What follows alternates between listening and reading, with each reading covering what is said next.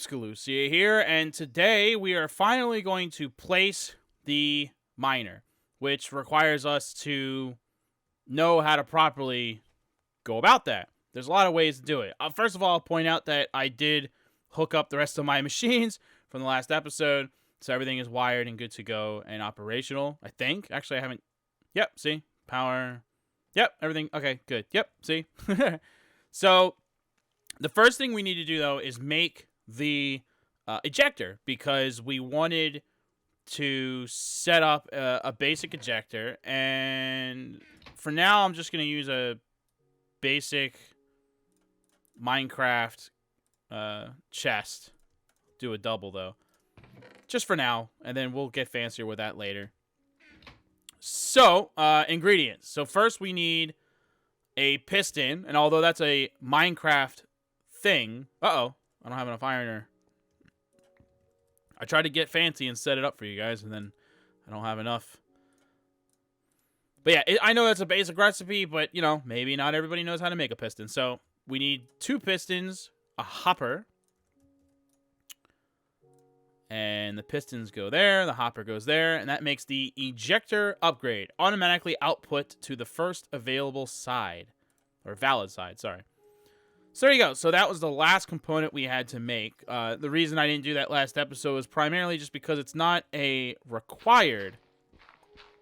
Oh yeah, I was like, what is this? I forgot I have a...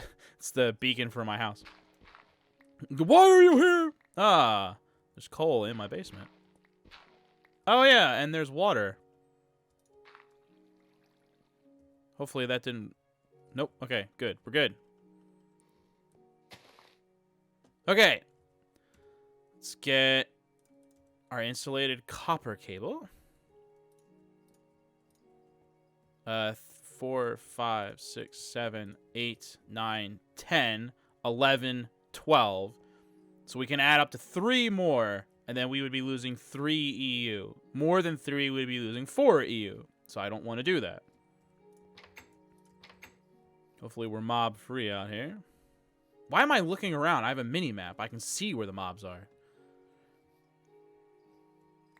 Let's see. We're at 63Y here. So that's fine. So we'll put it up to there. And then that should be good. That should be 15 if my memory was correct about counting this. So, we're only losing 3 EU per tick off of the cable. That's not that big of a deal. And like every other time, I like having a bat box at the end of... Whoa! No! I don't like having a bat box. No! I need an L... I need to convert that first. Why didn't that explode? That should have exploded. Huh. That's curious. Maybe it takes a second to explode? It should have been feeding it more power than was possible, and it should have exploded. Why is there snow there? Oh, because of that guy from before. Because instead of fire, it's like snow. I was going to say, I'm not in a snowy biome. So I'm going to have to make... an LV transformer really quick. Man, I can't believe I forgot that. I'm slipping left and right. Sorry, guys. I'm in such a rush because I'm trying to get ready to go to turn in my truck. And I'm trying to squeeze this in. All right, well, I'll be right back with an LV transformer. Okay, so I made the Dealy Fango, and then I went to bed really quick because it was starting to get dark. So now we're good, and you can see this is full of power. And to start off, I mean, we may as well just put the miner right here. Doesn't really matter. You can see that got powered up. So, now, here's where the lessons begin for the miner itself. So, there's a few things you need to understand about the miner. Obviously, it needs pipe to go down. Now, if I put the drill in it right now, it would actually start digging in a straight line, straight down. It wouldn't go out at all, just straight down. But... number one, obviously, we don't want it to do that, and that's why we made the OD scanner. So we slap that in. The OD scanner will now make it in a 5x5 area. So here's the scanner. 2 blocks out in all directions. That would be 5x5. So everywhere from there to there and there to here it's going to go straight down and scan every level. So let's say it goes down 4 levels, because we're on 64 now. So let's say it gets down to level 60, and it sees that coal. We actually saw coal. It'll probably see that too. I think it was in the area. So let's say it goes down to level 60, and there was a piece of coal here. It's going to dig a path through whatever in its way, in this case dirt, or it'll be cobble or whatever, and get the coal. And then it's going to go down to level 59 and scan, and 58, and so on and so forth. So by doing this, you will get some dirt and gravel and cobble and stuff like that, but only if it's in the way to getting the valuable stuff. Anything that it deems... I don't freaking think so. You get away from my miner, sir. Slap! Chainsaw! Anything that it deems valuable, which is basically anything other than your basic blocks like your gravel and sand and cobble and dirt and stuff like that. So all of your iron and your coal and your so on and so forth. It's going to get all of that stuff, okay? The other thing to remember is we made the ejector. So you can literally put the chest anywhere. I just put it there. It doesn't matter. And the ejector goes right there. So now instead of filling this, it'll fill the chest that's next to it. So then the final piece of the puzzle is, of course, the drill, which isn't fully charged, but you can see it'll charge it before it starts to dig. And it should be digging now. So we should see an item pop into here any second now. There it is, our first piece of dirt. So when you first build it, it is a little bit slow, as you can clearly see, because here we are, and it took 5 seconds, almost a full sentence, to get another piece of dirt. So when you first start out with this, it is definitely slow. I would argue that in the beginning, this is not a replacement for mining. Still a good idea to go out and do some manual, good old-fashioned mining. The difference now is that you can go down and mine while this is also mining. So you come back with an inventory full of stuff, and then you check the chest, and you're like, oh, look, this has stuff too. And clearly, it had to break a piece of cobble and a piece of limestone to get to the coal. That's what I was talking about, where it was going to be breaking stuff in its way to get to other stuff. So, whoops. Look, I accidentally put the pipe in there, and then it immediately put it in the chest. But, I mean, there you go. I said a couple of sentences. It's already got some stuff. So, obviously, there's ways to speed this up. The next step would be to make a diamond drill, and the diamond drill is obviously a lot faster. And then the important thing to note while we're talking about the diamond drill is that the diamond drill, along with being faster, it also allows you to pick up stuff that you normally need to pick up with a diamond pickaxe. So this device will not pick up stuff that normally requires a diamond pickaxe. The downside to this is, of course, that when... Jeez, a lot of mobs out today, huh? The downside to this is that with the very first time that we've set this up, if, let's say it gets down to level 13, and it hits some draconium ore, or it hits a piece of obsidian, it will stop. It won't be able to go all the way down to bedrock because it can't mine that, and that thing is now in the way. Now, the likelihood of that is pretty rare because it would have to be directly below the miner, not next to it. If there was a piece of obsidian next to it, and then something else farther out that it could mine, it would stop it from doing that. So you may have something get blocked, and you may not get as much as you otherwise would have. But it's not going to stop it from going down altogether. This, if it was directly below, it would, though. So it's not a huge chance of that happening, but there is a chance of that happening. So it's important to note that because the next episode is going to be focused on getting the diamond tip drill. In my opinion, that is something that needs to happen pretty quickly.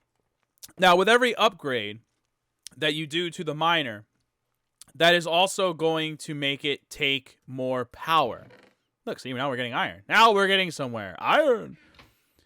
I'll take the useful stuff. So, the diamond drill will take more power, and the final upgrade will take way more power. Actually, the diamond drill really doesn't take more power per se. The biggest way that it is more expensive is the fact that it... Give me those. It just digs faster. So it's just because it's faster. It's obviously it's going to use more power because it's digging faster. If it took, 10 EU to dig a single block, I don't think that's what it is, but let's just say for the sake of math, and it dug 1 block per minute, which obviously is faster than that, again, math, then you'd be using 10 EU per minute. If it was digging 10 blocks per minute, then it would be 100 EU per minute because it's just digging faster. So the diamond tip drill does use up more power just simply because it's faster, but the OV scanner is the last upgrade that I get, and it's a major upgrade. It also requires a lot more energy. So typically I like to have more than what I've got going on now before I worry about that. The OV scanner, this is the OD scanner, like I said, 5x5 area. So 2 blocks in all directions from the miner.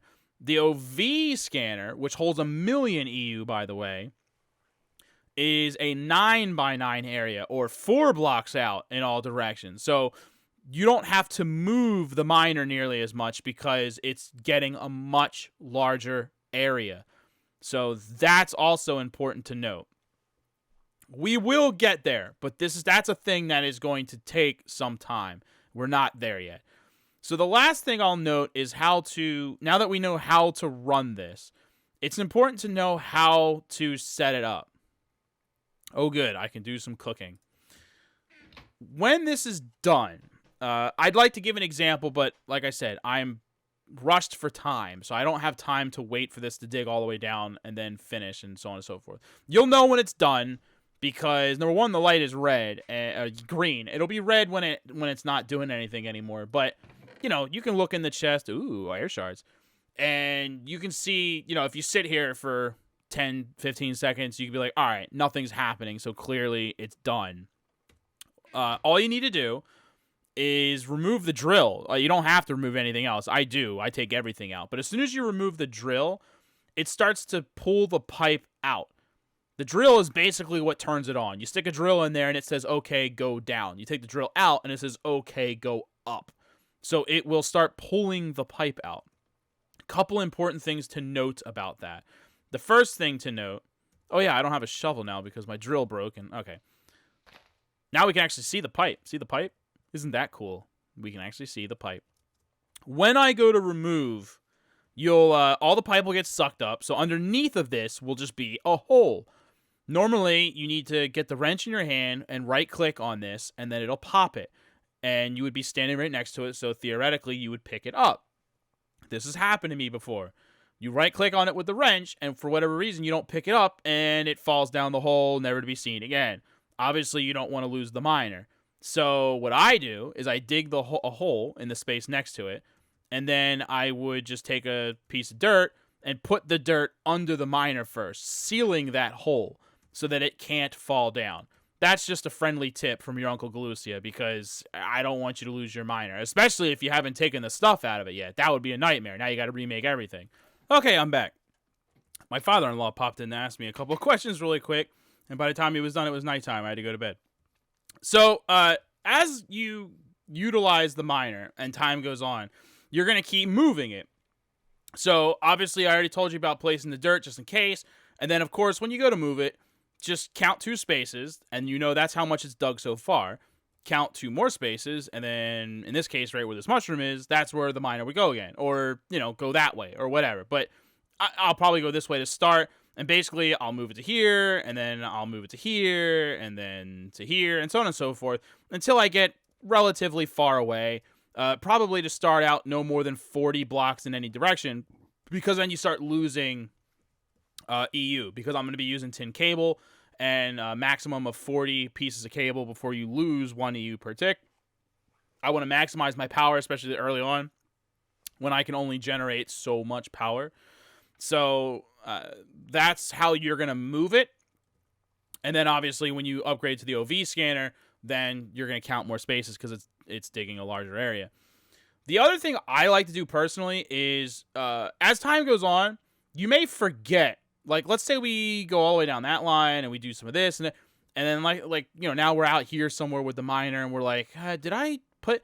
You're gonna start forgetting. So I like to mark where I already put it. So when I move this, I'll put something there to mark it. Typically, I just put a torch because I don't typically put torches on the ground.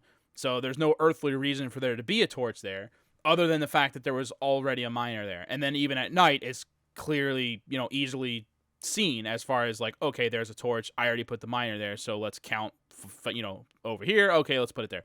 So there's a few helpful tips as far as how to operate the miner in a fashion that is going to be helpful. And even though, I've only been yammering on for a little bit here, and 3 air shards, 15 iron, some quartz, which I don't use, but, eventually I will when we get into that whole mod. So, it's getting work done. And the nice thing about this is that as long as you keep moving it around, it's always digging. So, again, I'm going to be doing manual mining because it's not digging enough by itself. But when I'm in here making a video and talking about how to build things, and when I'm, just doing various what have yous, it's hard at work out there getting it done.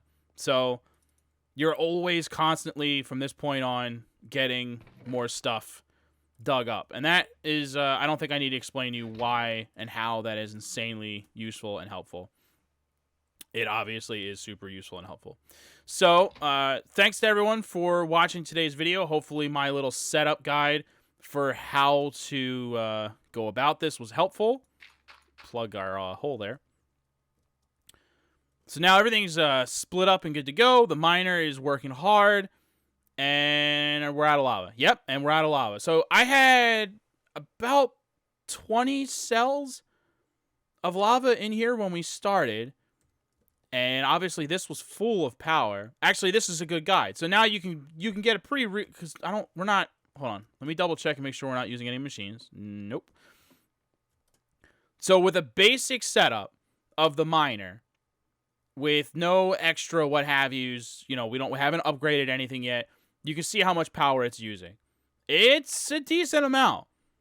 And that's just basic level, like no upgrades, just as it's already using that much. So it's a hungry machine. And if you're, busy using your other machines inside, you can see how it's going to get carried away very quickly. In fact, that's how much it's using, but technically we're gaining 1 EU per tick from a solar panel on the roof from the other tutorial.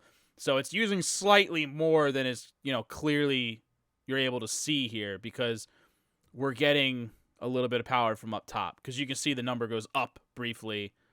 It just went from 2 to 3, 2 to 3, 1 to 2, 1 to 2. You see how it's going up a little bit and then back down again. That's because of the solar panel on the roof. So, yeah, it's using a lot of power. But I would venture to guess that at this early stage, if I made like 3 more solar panels just to surround this cable, it wouldn't keep up, but it would be pretty close. And like I said, I'm going to be mining anyway, so I'll bring a full stack of empty cells with me when I go mining, because there's plenty of lava down there. Fill that up, and then when I come up with my stuff, I will, fill up the geothermal, and then come and check the chest and say, oh, look at all these goodies, hooray for me, and then move on. Another thing is that a lot of the times, and especially once I get the miner going, I like to have some emergency, quote-unquote, sources of power. Especially, now I'm starting to fire up the other internal machines. It's starting to get carried away here pretty quickly.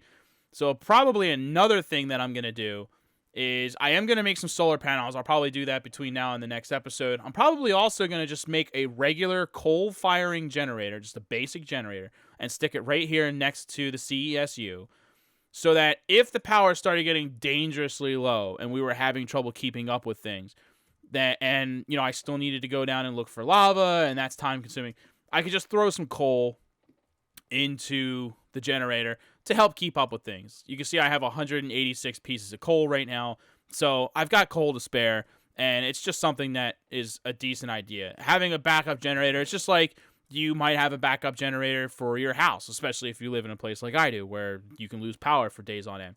So, same concept. So, before the next episode, I'm actually going to go ahead and do that. I'm going to make a backup generator, and I'm going to make a few more solar panels so that we're getting a little bit better on the power side of things. And then we are going to talk about what it takes to make a diamond tip drill. It should be simple. It's not. There's a lot of different ways to go about it, believe it or not. There's a single piece that we need for it that is difficult to make. And there's a lot of different ways to go about it, and I'm going to show you the way that I like to go about it. There are a lot of ways to go about it, and I will briefly talk about all of them, but I'll show you the way that I prefer. But it's more complicated than you would think to make a diamond tip drill. And we definitely want to shore up our power situation before we worry about making a diamond tip drill, because if it's using that much power now, as slow as it's going, imagine how much it'll use when it speeds way the hell up. So thanks for watching, everybody. I appreciate the view and support as always, and I will see you after I turn my truck in and get my new setup, and the video after this should be improved. You should notice some improvements. Okay, thanks everybody. Later.